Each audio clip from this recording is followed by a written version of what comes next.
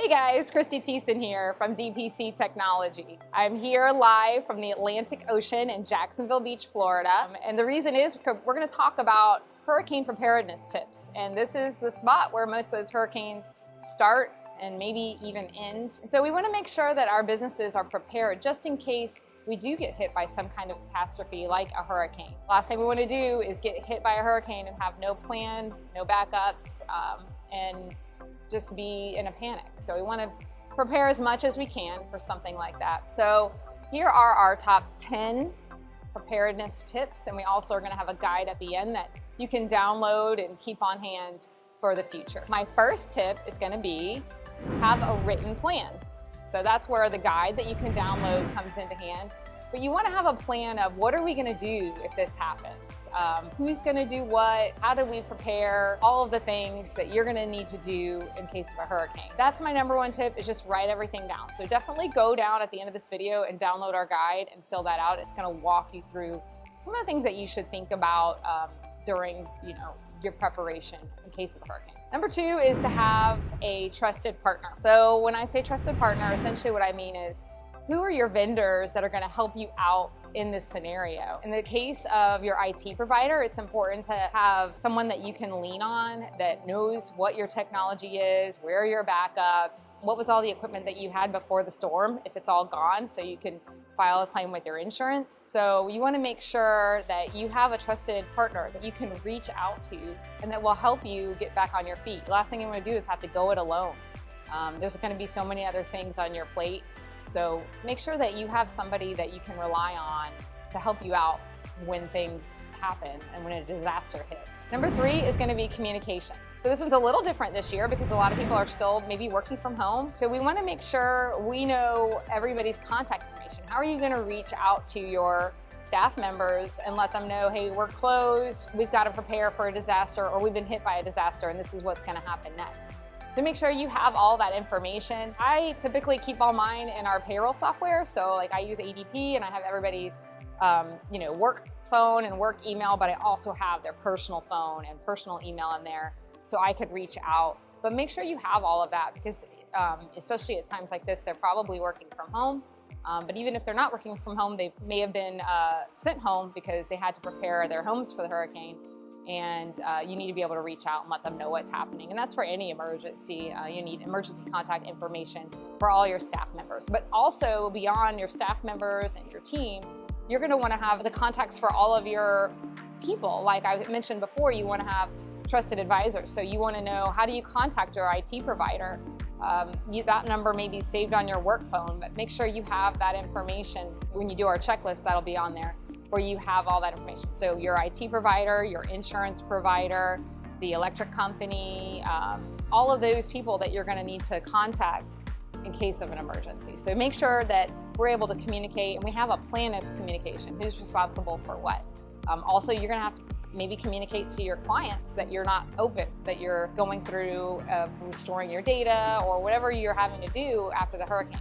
So make sure that you have a plan for that too. Who is the one that's going to reach out to your clients and tell them we're not open and this is our plan? So that's important. Communication is an important one. Number four is having a backup on site. This is always important no matter what, but specifically if you're going to have a disaster, you want to make sure that you have a backup of your data. A disaster could come in and flood your office, a fire, tornadoes, all these things could happen in a hurricane. To go a little deeper into an on-site backup, there's a lot of different on-site backups out there. The way that we recommend doing the on-site backup is a network attached storage device, or BDR. Our favorite thing is actually a standalone workstation that is on your network, and just switch your server over to that device and run your whole practice or office off of that device.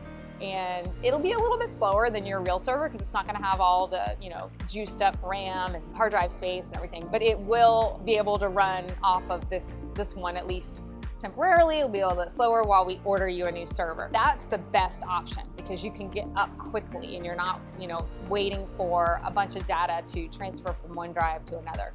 So the network attached storage device also is a way to make sure your data is backed up. It's just not as quick to restore. So you have to wait. If you have a big giant database, it's going to take a long time, maybe a day, maybe 2 days, to transfer that data to another drive on a computer that you can run your office off of.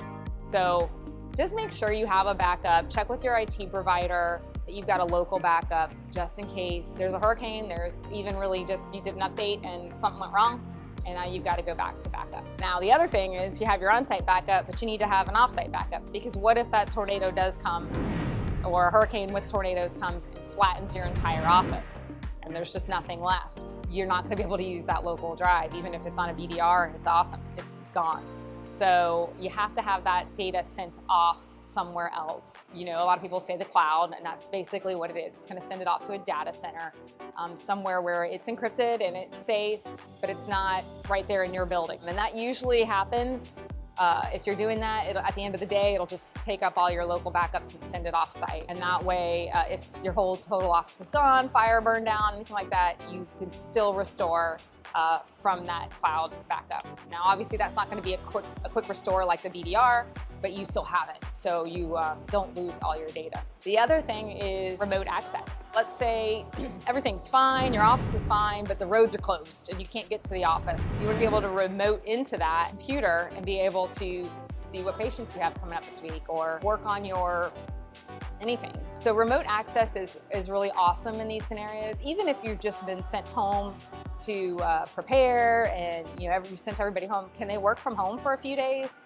Obviously, that's really a hot topic right now, and most people are set up to be able to work from home, but usually your IT provider can give you some kind of remote access tool where you can safely and securely access your workstations and your data from home without being vulnerable to attacks or anything like that. And the next thing is an inventory of your equipment. I brought it up earlier, but your IT provider should have an inventory of your equipment. Usually they have monitoring on all of your workstations, so they keep all the information that you're going to need to replace your equipment or to send a claim to your insurance. Make sure you have that. And also, when you download our checklist, that'll be something you write down and have regularly a list of what equipment do you even have in your office.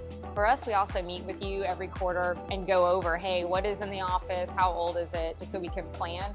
But you can take a copy of that, of what we give you at our quarterly business review, and put it in your file and say, okay, this is what we have. So that's also important, obviously, for an insurance claim. On a similar vein, network documentation is important. Most IT providers have a documentation program they use to store all the information about your network. So beyond just like computers and servers and that sort of thing, they'll also have all your email addresses, important passwords, which your firewall, all that configuration. So it's much easier to get back and up and running the way you were before, because all the settings are saved in that documentation. The next thing is maintain your system. Now, this maybe isn't as relevant in a hurricane, but it's important all the time, is that you are running updates on your computers and that they're not old. This is more for like a cyber attack. Cyber thieves are out there looking for Windows 7, Windows 95 old computers that have not been patched, because you can't patch them anymore. They're out of state. So Microsoft doesn't even support them anymore. And so those are sitting ducks for a cyber thief. So always make sure that your IT provider is updating your computers on a regular basis, that they're not old. Usually if they're old, they are targets for some kind of breach. So make sure, especially on your servers and your workstations, that those are updated regularly, and that you don't just have old equipment that is not reliable. So it's not so much about a hurricane, but it is definitely about securing everything and having a disaster plan. And part of that disaster plan is don't get in that situation in the first place by having old equipment. And the last thing is to test everything. So you want to make your plan, write it all down, download the list that we have here, and have that available, and then do a test, run through what would happen, what would we do in these scenarios. Obviously there's a million different scenarios out there, but run through the main ones that might happen. A hurricane, a flood, that happens a lot in our, not a lot, but it happens sometimes in our dental offices where there's water in their operatories and they have computers in there. We've also had offices that have had fires. So just planning for those situations, and obviously cybersecurity attacks. What would you do if you came in and there was a ransomware request on your server monitor saying, we have your data and you have to pay us by Monday to get your data back? Those things do happen, so you need to prepare. Everybody always says it's not if, it's when. So make sure you're not a target, and then make sure you have a plan of what you would do when it's going to happen. That's it for today, guys. Thank you so much for watching. It's getting a little warm out here, so I'm gonna go back in the air conditioning, but I hope you liked it. If you did, please like and subscribe and download our checklist so you can be prepared for the next storm. See you later.